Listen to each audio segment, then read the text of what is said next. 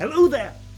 Welcome to the Teaching Museum. My name is Professor Inquiry, but you can just call me Professor Inquiry. It's the end of another long day here at the museum, and I have to tell you, I am more tired than a turtle on a treadmill. But when I'm tired, I like to come here to my favorite room here at the museum, the Model Railroad Room. When I was little, I had a wonderful model train set that I would play with.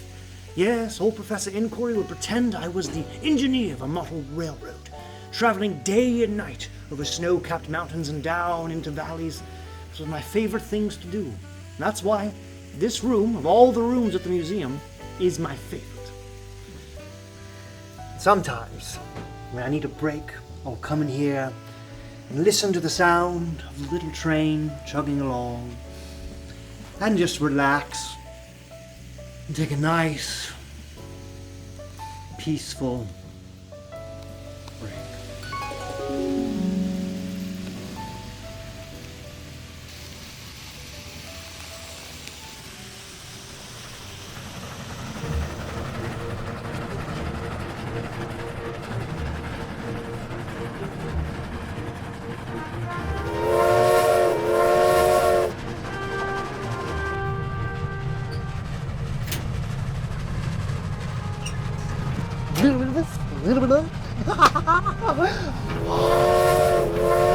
Why do you keep doing that? Doing what? You keep giving the signal to release the brakes.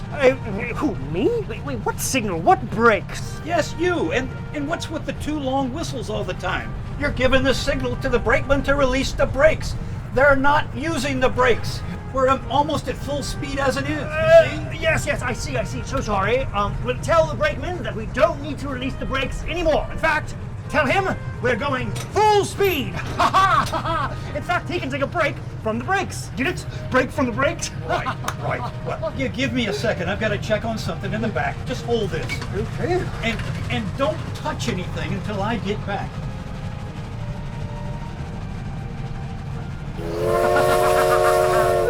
It's my dream and I can do what I want. Yeah. Well, this is a curious little thing, isn't it? It's like some sort of strange street light. Let's see. Let's take a closer look, shall we?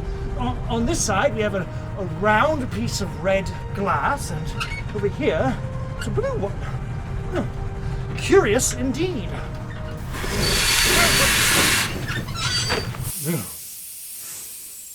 Well, I was having the most fantastic dream. I was on a train, and I was the engineer, and I was holding a strange metal traffic light in my well,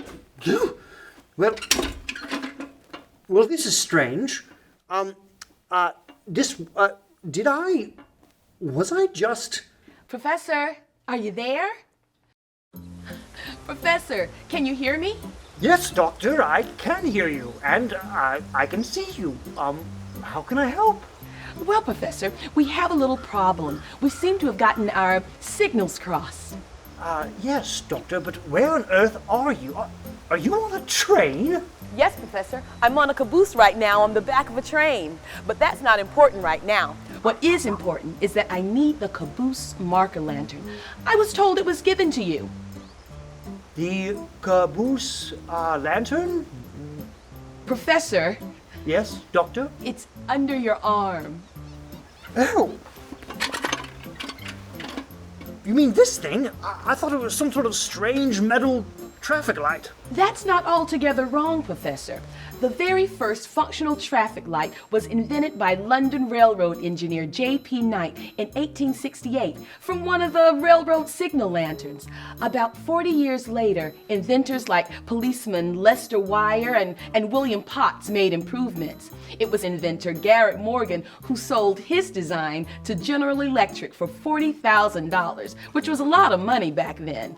The design is the one that we're familiar with today. It was the perfect semaphore for drivers back when cars were brand new. The perfect what? Semaphore, Professor. A semaphore is something that can be seen a long way off, a visual signal over a long distance. For example, this lantern, which hangs from the back of the caboose, has two different colored lenses. By turning the lantern in different directions, we're able to send signals using different colors. Depending on the specific railroad, the different colors had different meanings. This lantern was used on the New York Central Railroad. You see, years ago, we didn't have radios or cell phones to communicate from train to train, or even from the back of a train to the front of it. These semaphores were important. We could also use flags, or even just our arms to send signals, whether it was to stop, go, change direction, or any of the other messages we needed to transmit. These are all semaphores. I see, Doctor, but what I'm wondering now is, how does it work? I mean, there does not seem to be a place to put a light bulb.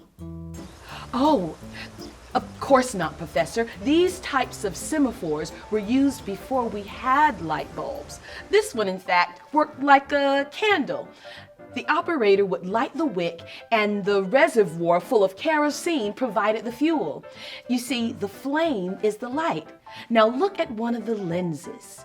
Do you see the rings etched into the glass?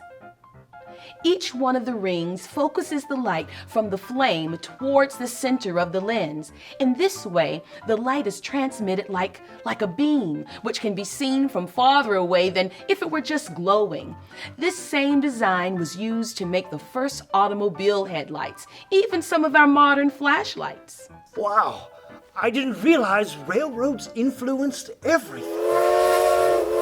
That's my signal, Professor. I have to go release the brakes so we can get moving again. Hold on to the lantern for me, if you will. I'll get it when I get back to the museum. I will, and thank you, Doctor, and good luck. Got it. So 2 long whistles means release the brakes. Whew. I sure hope I don't get the signal to stop again. That last one was a doozy. I wonder who that engineer is up there. I'm not quite so sure he knows what he's doing. Oh well. Here we go. All aboard!